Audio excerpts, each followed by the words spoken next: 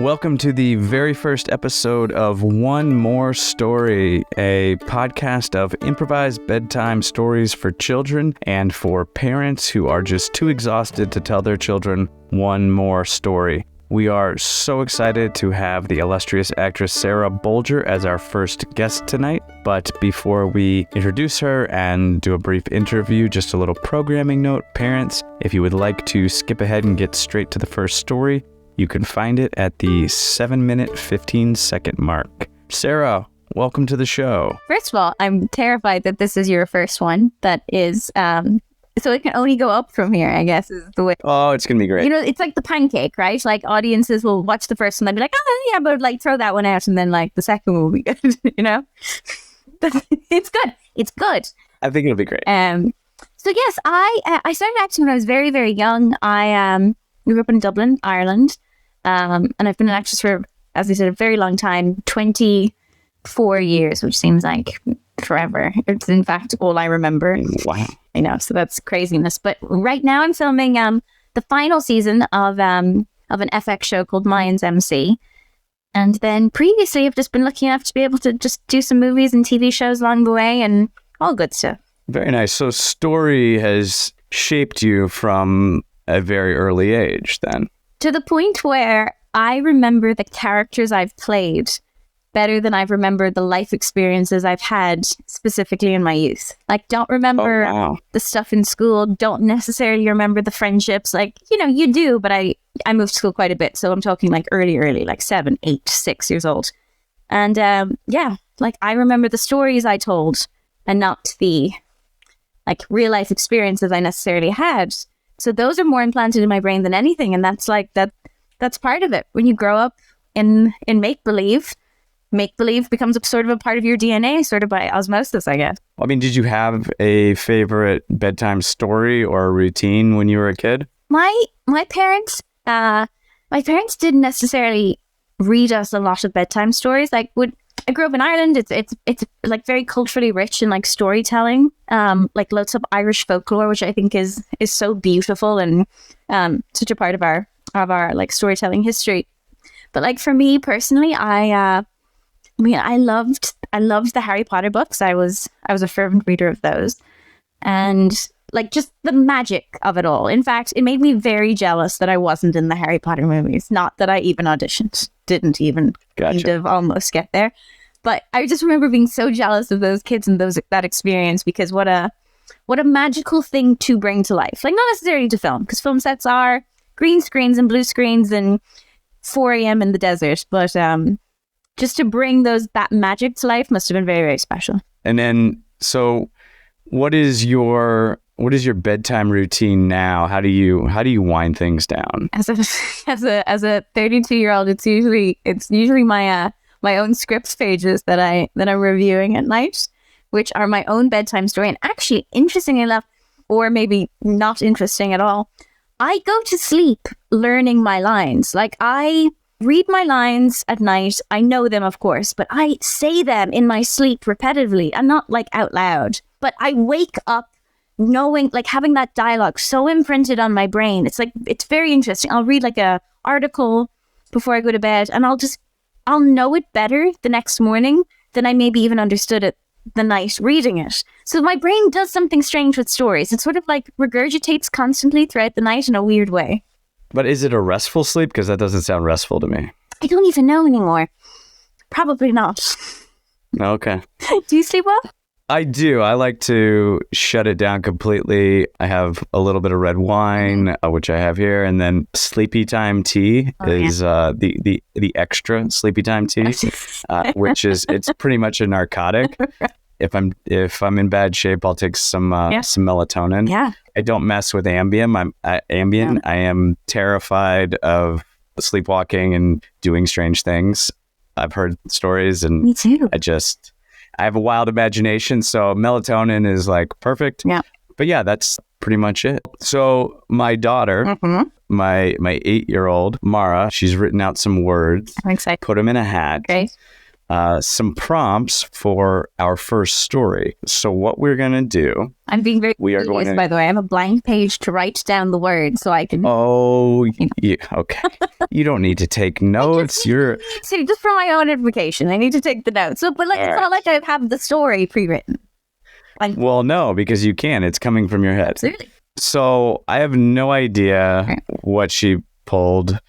I do know that she had St. Patrick's Day on her mind. So it's actually fitting that our first guest is Irish. And actually, my children are more Irish than anything else. I love that. So who knows what this will lead to, but we're going to do a story duel where I will... You know what? I'll have you. You're a guest. You kick it off. Okay. Why don't you kick it off?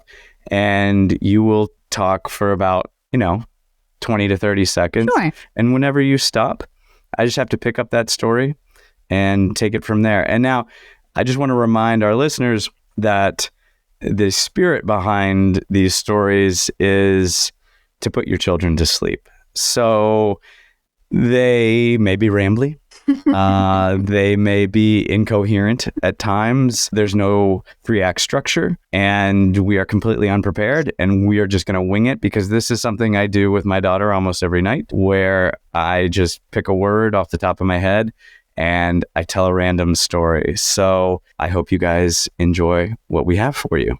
So the word, I can barely read her writing. Oh. So the word she chose for me is nerd. Okay. Nerd. Okay. So we're going to riff on the word nerd. And I will remind our listeners and our guests that this is a kid-friendly story, but have fun with it. Okay.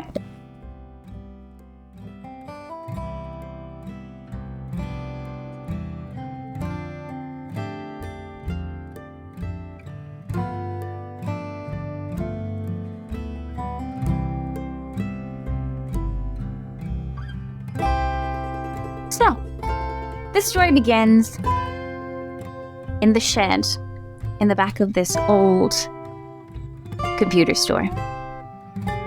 It's been renovated over the years, but it has this dusty smell to it. Wires everywhere. And we meet Marcus. He is 72 years old. He has the longest grey beard with about 3 braids hanging low. He has a grin, like a secretive grin. He knows more than he ever lets on. And right behind him, right behind the desk of this old computer store, is Neil.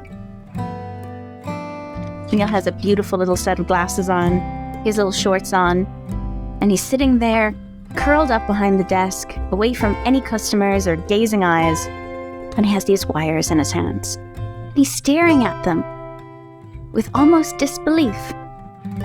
Because he's never seen wires quite like this. He's used to the standard, the blue, the white, and the red. But there's something special about these wires. One is gold, one is silver, and one is the darkest black he has ever seen in his life. And they're beautiful. And he feels something when he holds those wires. He feels like there's something special about them. But he doesn't want to make a big deal about it. He's only been working at the shop for a few days, and he wants to do a good job, and he's been told, you put your wires where they need to go, and you move on to the next job. But he can't stop thinking about these wires. So anyway, he puts them into a digital clock and carries on to the next job. The next day, when Neil wakes up, he hears a rapid ticking sound coming from the store. And Neil only sleeps in the back room, so he can usually hear when things are happening in the store, but not the sound of a ticking clock. But it's rapid, It's like a heartbeat, faster than a heartbeat, fluctuating between Morse code and almost like an alarm. He gets out of bed, comes into the store. It's pitch black. The moonlight is fading and the sun is coming up, and he's looking around, and the clock is glowing. This beautiful glitter-like light is emerging from it, and he can't take his eyes off it. He realizes it's not even plugged into anything. The wires are there, and they're there from when he left it the night before, but it's not attached to any electricity. He thinks about waking up his boss, who's also his uncle, but he doesn't want to. He wants to do a good job. He wants to make sure that he's done everything correct. So he sits on the floor. Again, he's staring at the clock, and its numbers are moving at a rapid pace. It goes from 5:50 in the morning to 4:15 a.m. and he can't really understand what's happening.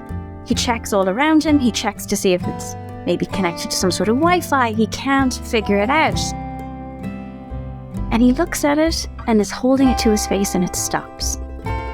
The light stops emerging. The digits stop flickering. And there's like a calmness he feels. A sense of mystery, a sense of excitement. He doesn't quite understand what he's found, but he hears a humming. This low, beautiful hum that mesmerizes him, that connects him oddly to this clock. And suddenly he hears the footsteps of Marcus, of his uncle, standing behind him. And Marcus says, "Oh no, you found it." I found what? And Marcus says to him, "Go ahead. You've come this far. Put your hand on the clock. Go ahead. I promise you. Everything will be fine, but put your hand on the clock." So he looks at his Uncle Marcus. He looks at the clock, and he slowly reaches his hand towards the clock, and he puts his hand on the clock. And Marcus says, "Now close your eyes." And as he closes his eyes, a jolt sends shockwaves through his body, but not in a painful, I've been struck by lightning kind of way, or I stuck my finger in a socket after my parents told me not to do that, but the most otherworldly, pleasant shock you could ever imagine. And when he opened his eyes, he was not in the shop anymore.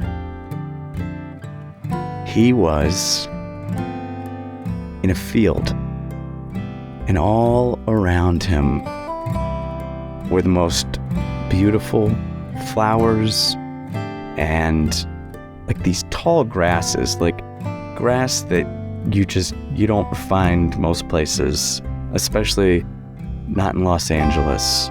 Well, maybe now because there's been some rain, but it was magical grass, and he would just, the feeling of it, he would stick his hands out and run his fingers through it, and there were birds chirping all around, and there were butterflies, like the colors, there was most beautiful colors.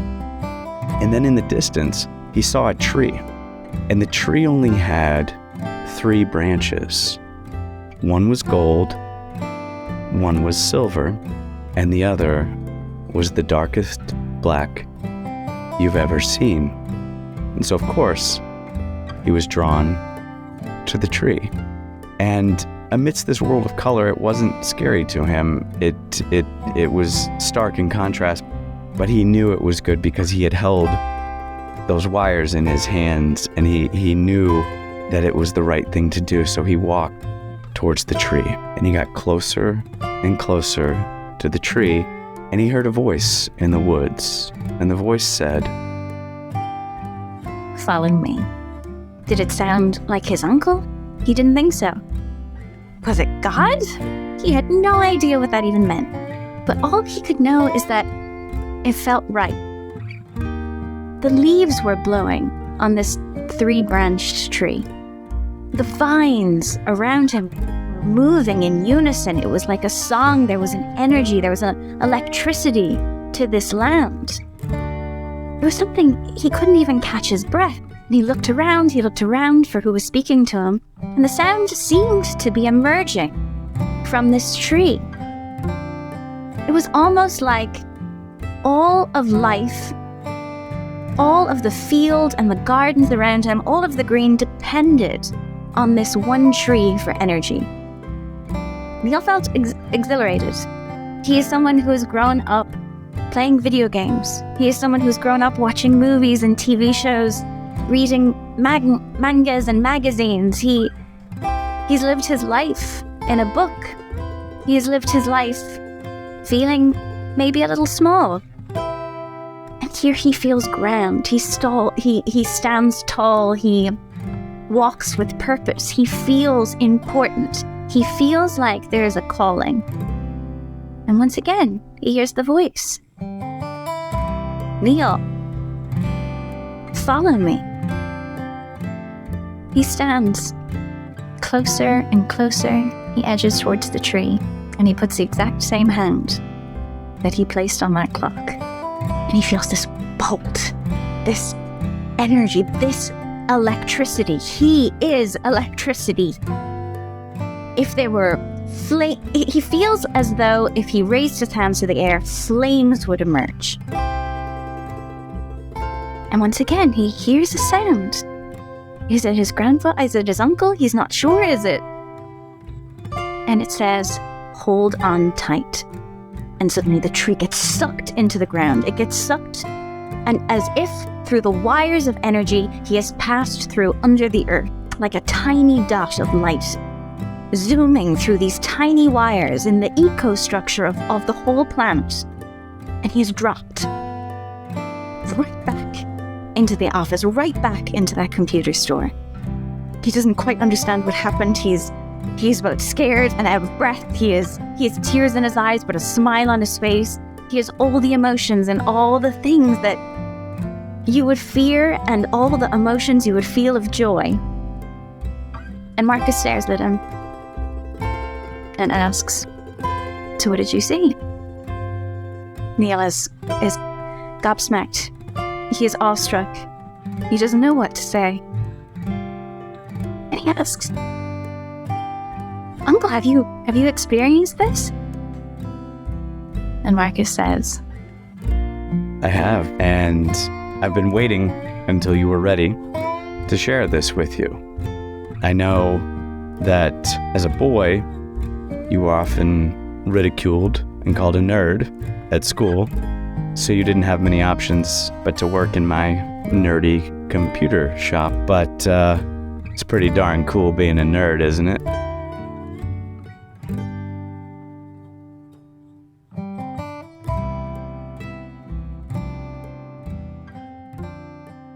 full circle. Well done. We did it. That was so much fun. That was impressive stuff. I thought that was good riffing. That was great. We should do a film together, you know? One day. Is Sarah Bolger ready for her solo story? I think so. I think you're very ready. I think you carried the load on that one. I was just along for the ride. How about this? If there's a moment where you see me faltering, you have a beautiful melodic voice. You chime in if there's a lagging moment. Well, thank you. I think I have a very boring voice, which helps my daughter go to sleep. That's why we're doing this. I have more words. Yes. To pick out, and we'll just go. All right. So your story prompt for your solo story is horseshoe. Horseshoe. Your story prompt is horseshoe. It's difficult to say sometimes. It is true. Horseshoe. You really got to break that up. You do, yeah. You really got to break that up. Just singular horseshoe. Singular. All right. Horseshoe. All right. I'm going to make this story an Irish story.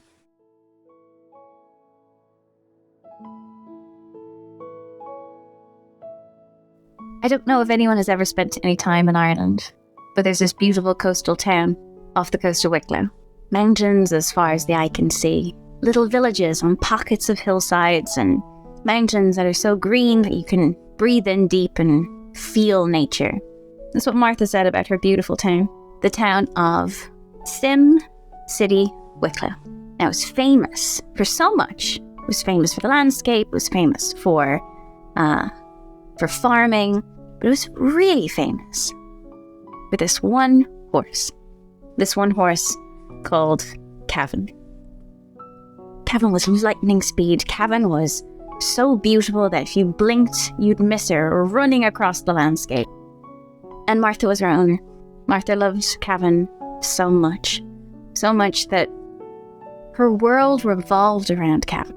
Waking up in the mornings to brush her down and braid her beautiful hair, to train the jockeys, the people who rode the horses professionally. Martha was too tall to be a jockey. She had lanky features and beautiful long hair and was about 6 foot tall. But she had her way with horses. She had the ability to run beside them, free and with an open heart. She had a willingness to just be outside in the rain and the snow and the sunshine. All she wanted to do was spend time with Cavan the horse. And Cavan had this huge show coming up. A huge show in Wicklow, Ireland. You'd race 12 other horses. And it was this brilliant, prestigious event. And Martha loved going. She felt so proud to show off her fine work, show off her fine friend. And she was getting her ready one morning, the morning before the event, brushing her down, waxing Cavan's coat, making her feel beautiful, making her feel ready, making her feel loved, making her feel settled, feeding her the right food, giving her the right water. And it was this gorgeous day where the sun shone brightly and Martha felt at peace, and she was putting on Cavan's horseshoes, nailing them in like you do. And she realized one was missing. She realized that she'd gone all this way, she'd gone out to the fields, she was setting her up for corsage, getting all the things ready, and there was just one missing.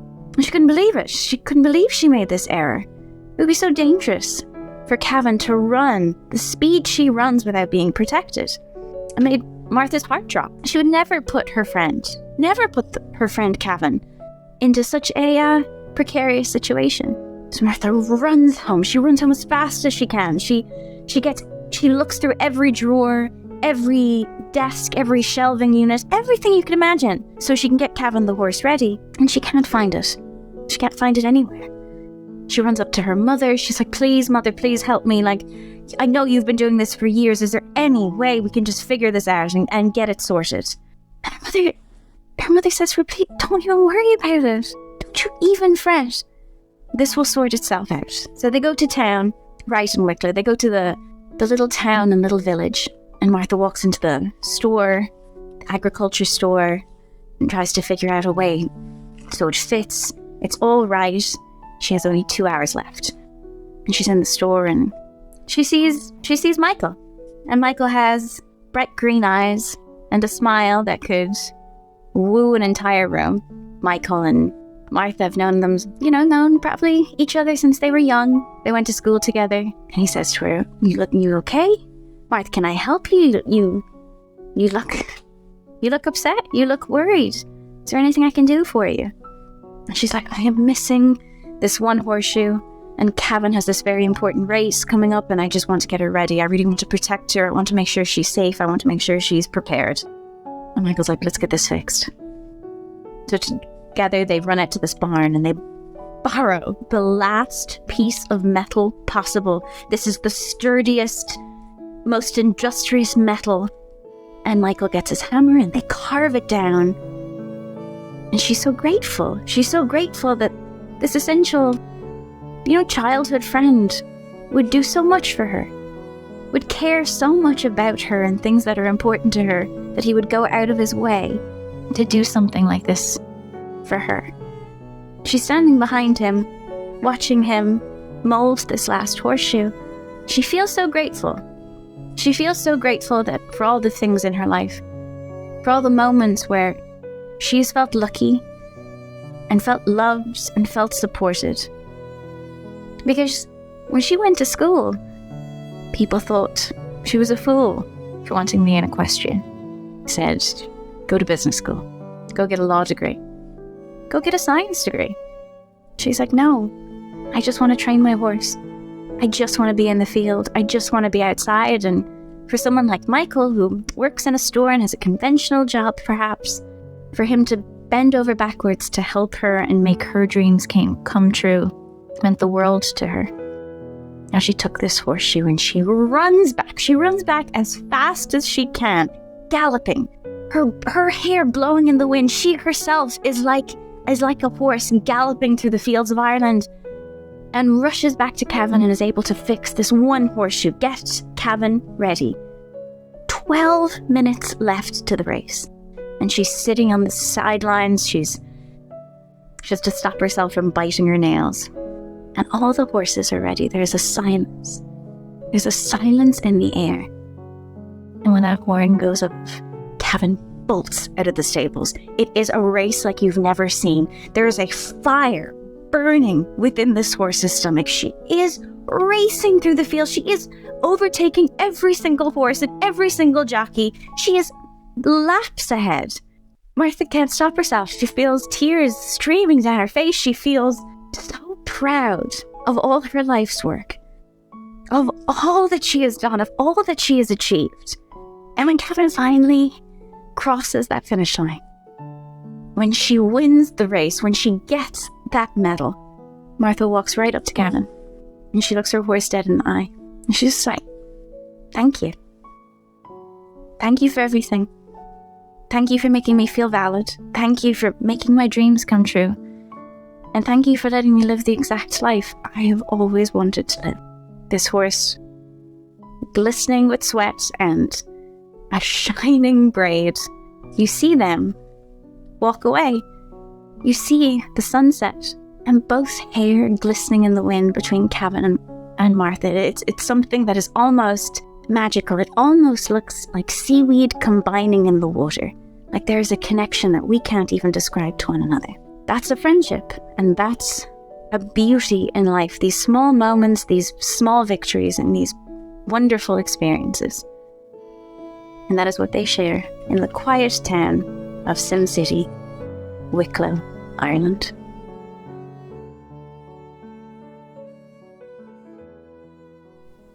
Thank you to Sarah Bolger for coming on tonight and helping us weave some incredible stories. Hopefully the kids are fast asleep. Parents, if you're still awake, be sure to catch Sarah on Mayan's MC on FX and Hulu. Thank you and have a good night.